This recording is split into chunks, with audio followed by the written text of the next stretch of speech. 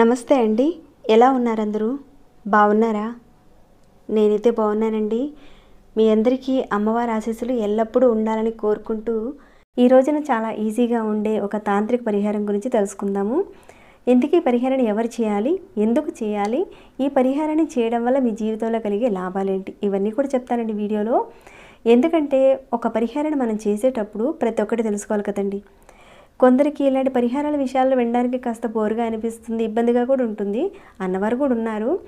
అసలు సమస్య కలిగిన కారణం ఏంటి? ఆ సమస్య ఎందుకు వచ్చింది? మనం ఎందుకు చేస్తున్నామనేది చెప్పకుండా ఈ పరిహారం చేసుకోమని నేను టూకీగా చెప్పాను అనుకోండి, అప్పుడు కొందరు ఆ పరిహారాన్ని నమ్మరు. నిజమేనా? జరుగుతుందా? ఇంకా బోల్డ్ అండ్ డౌట్స్తో రకరకాలుగా అడుగుతారు. ఇలాంటి ఉపయోగపడే పరిహారాలని మీరు చేయలేకపోతారు. ఆ డౌట్స్ ఉండడం వల్ల మీరు చేయలేరు. ఒకవేళ చేసినా కానీ ఫలితం రాదు. మళ్ళీ రాలేదని అడుగుతారు మీరే.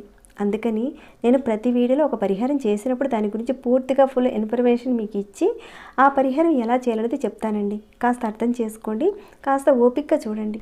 మీకున్న సమస్యలతో ఆల్రెడీ ఎంతో ఇబ్బందులతో బాధపడుతున్నారు. మరి ఆ సమస్య తీరడానికి మీరు కాస్త ఓపికగా వినడంలో పెద్ద ఇబ్బంది ఉండదు కదండి.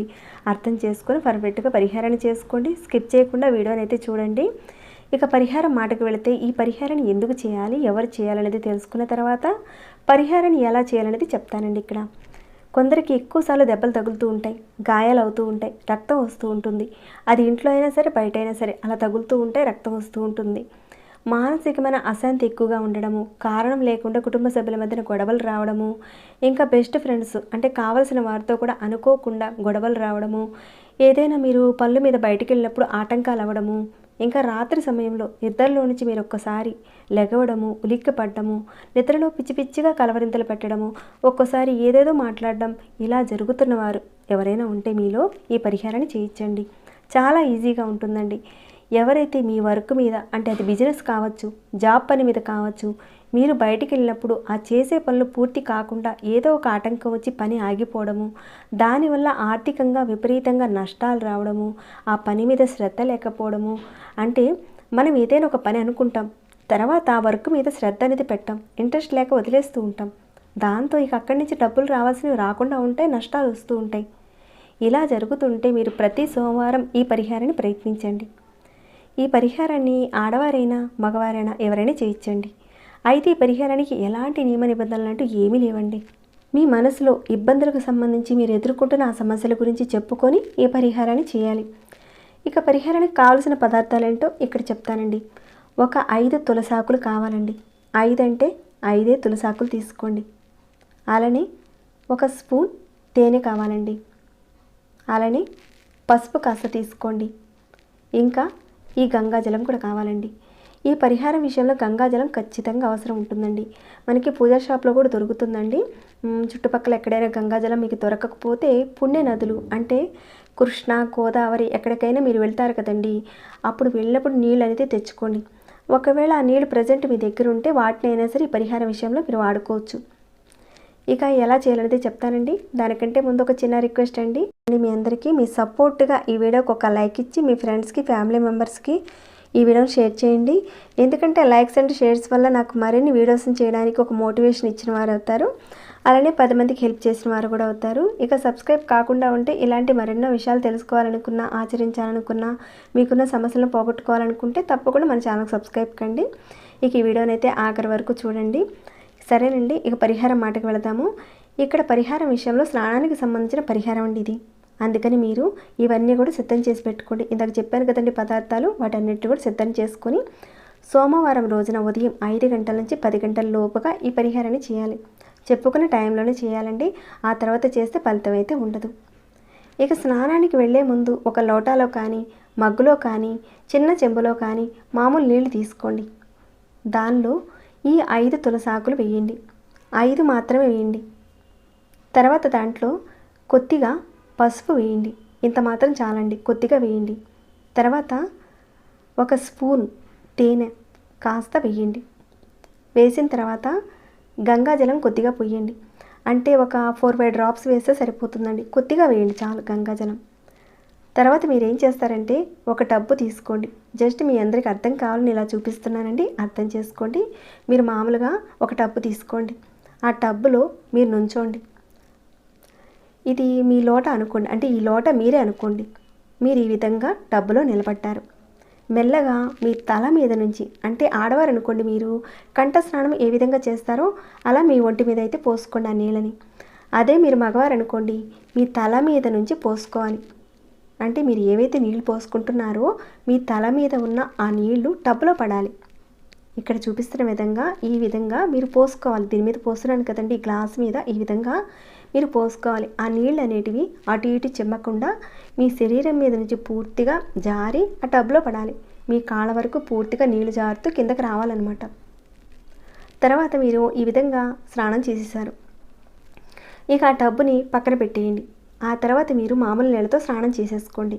మీరు మామూలుగా ఒక చిన్న లోటాలో నీళ్ళు తీసుకుని పోసుకున్నా సరిపోతుందండి. లేదంటే ఇంత పెద్ద చెంబైనా పర్వాలేదు, లేదా ఇంత చెంబైనా పర్వాలేదండి. ఇక మీరు స్నానం చేసిన తర్వాత ఆ నీళ్ళు ఉన్నాయి కదండి, టబ్బులో ఆ నీళ్ళు ఉన్నాయి కదా, వాటిని ఇలాంటి గాజు సీసాలో పోయండి. అంటే మీరు ఎలాంటి గాజు బాటిల్ అయినా సరే తీసుకోవచ్చు, ఇంట్లో వాడిందైనా పర్వాలేదండి. కానీ గాజు బాటిల్ అవసరం ఉంటుంది పరిహారం విషయంలో. ప్లాస్టిక్ది మాత్రం వాడకండి. పోనీ ఆ నీళ్ళు వాడినవి ఎక్కువైపోతాయని మీకు అనిపిస్తే మీరేం చేస్తారంటే ముందే మీ గాజు బాటిల్ ఎంత సైజు ఉందో అంతకు తగ్గట్టుగా ఒక గ్లాసు కానీ ఒక లోటా నీళ్లు కానీ తీసుకొని మీరు ఈ పరిహారం విషయంలో మీ మీదుగా నీళ్లు పోసుకోండి. ఆ తర్వాత ఈ బాటిల్ నిండుగా ఆ నీళ్లు పోసేసి మూత పెట్టేసి తర్వాత మీరు ఎక్కడైనా సరే మనుషులు తిరగని ఒక ప్రదేశంలోకి వెళ్ళండి. మీరు స్నానం చేసుకున్న తర్వాత చక్కగా బట్టలు కట్టుకొని పూజ గదిలోకి వెళ్ళి దీపారాధన చేసుకుని తర్వాత కార్యక్రమాన్ని మీరు చేయొచ్చు. లేదా మీరు పూజా దీపారాధన చేయకపోయినా పర్వాలేదండి, ఈ పని చేయొచ్చు. ఏంటంటే మీ ఇంట్లో చిన్నపిల్లలు ఉన్నారనుకోండి, చిన్నపిల్లలకు కూడా ఈ పరిహారాన్ని చేయొచ్చు. అంటే తల్లిదండ్రులుగా మీరు చేసి చక్కగా స్నానం చేపించేసి ఆ పిల్లలకి ఆ బాటిల్లో ఉన్న నీరుని కలెక్ట్ చేసి ఆ పక్కన పెట్టుకోండి. ఇక మీకు ఎక్కడైనా ఖాళీ ప్రదేశం కానీ, మనుషులు తిరగని చోట కాలువ గట్టును కానీ, లేదంటే ఏదైనా ఒక ఏటి ఒడ్డును కానీ ఎక్కడైనా సరే అక్కడ గొయ్యి తీసి ఆ గోతిలో ఈ బాటిల్ని పెట్టి మట్టితో కప్పేసేయండి. అలా పెట్టేసిన తర్వాత మీరు వెనక్కి తిరిగి చూడకుండా ఇంటికి వచ్చేసేయాలి. మీరు పొరపాటున వెనక్కి తిరిగి చూసారా, ఇక ఈ పరిహారం పనిచేయదండి. అయితే ఈ పరిహారాన్ని ఎవరైనా చేయించండి, ఎలాంటి నియమ నిబంధనలు అంటూ ఏమీ లేవు.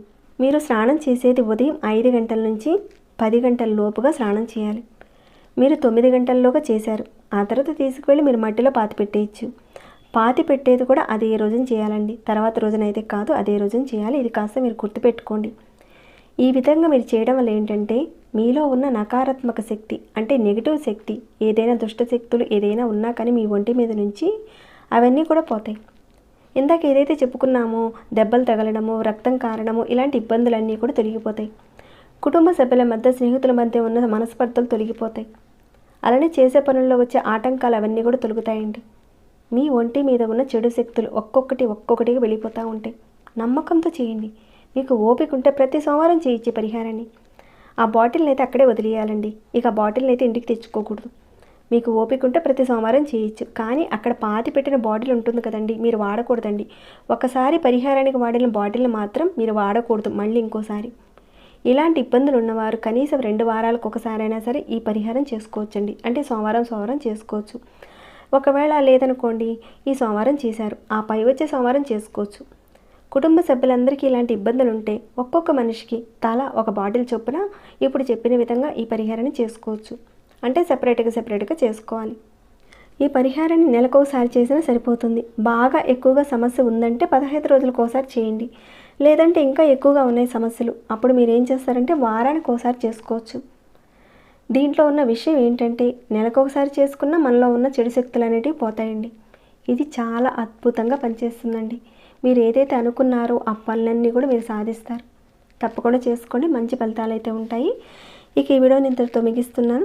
ఇంకేమైనా డౌట్స్ ఉంటే అడగండి, తప్పకుండా రిప్లై ఇస్తాను. అలానే ఈ వీడియో పట్ల మీ యొక్క అభిప్రాయం కూడా నాకు తెలియచేయండి. సబ్స్క్రైబ్ కాకుండా ఉంటే ఛానల్కి సబ్స్క్రైబ్ చేసుకొని ప్రతిరోజు మన ఛానల్ నుంచి వచ్చే వీడియోస్ని వాచ్ చేస్తూ ఉండండి. మరొక భక్తి వీడియోలో మళ్ళీ మిమ్మల్ని కలుసుకుంటాను. అంతవరకు సెలవు.